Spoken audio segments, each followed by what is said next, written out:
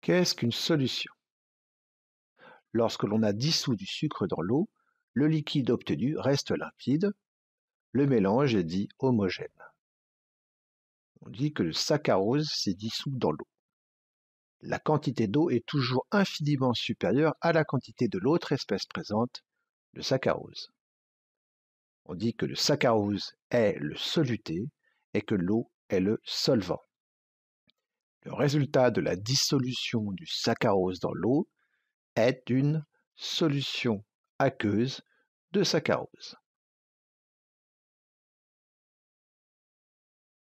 Dans une solution, les entités chimiques constituant le soluté sont dispersées uniformément parmi les molécules de solvant. Ces entités sont soit des molécules, soit des ions. Dans le cas des solutions moléculaires, le soluté constitue des molécules. Lors de la dissolution, ces molécules sont dissociées les unes des autres puis dispersées dans le solvant. Par exemple, quand on dissout du saccharose dans l'eau, on obtient cette équation. Pour les solutions ioniques maintenant, c'est un tout petit peu plus complexe, vous verrez ça plus tard. Dans le cas des solutions ioniques, donc la dissociation du soluté par le solvant conduit à la formation d'ions dispersés dans le solvant. Le solvant et le soluté étant électriquement neutres, la solution obtenue l'est également. Exemple, le chlorure de cuivre 2, CuCl2, est dissocié en ion cuivre 2 et en ion chlorure par l'eau. L'équation de dissolution s'écrit de la manière suivante.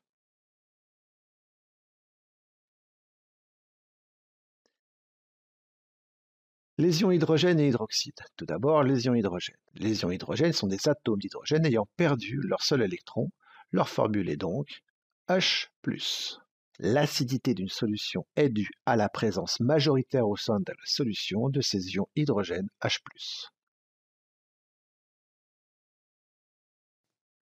Les ions hydroxyde. L'ion hydroxyde est un ion polyatomique formé d'un atome d'oxygène, d'un atome d'hydrogène et portant une charge électrique globale unique et négative. Sa formule est donc HO-. La basicité d'une solution est due à la présence majoritaire au sein de la solution de ces ions hydroxyde, HO-. Le pH d'une solution. L'acidité ou la basicité d'une solution se repère par un nombre lié à la présence d'ion hydrogène H+, et appelé pH de la solution. C'est une grandeur sans unité qui varie de 0 à 14.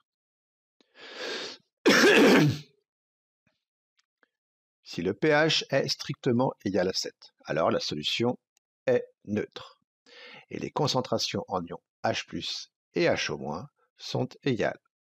Si le pH est strictement inférieur à 7, alors la solution est dite acide.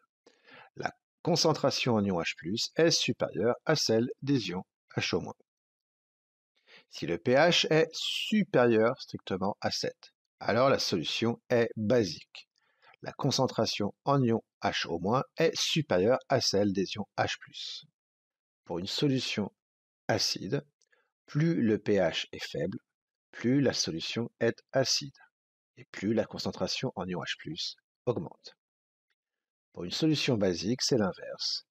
Plus le pH augmente, plus la solution est basique et plus la concentration en ions HO- augmente. Comment mesurer le pH d'une solution? Et tout d'abord à l'aide d'un indicateur coloré ou papier pH.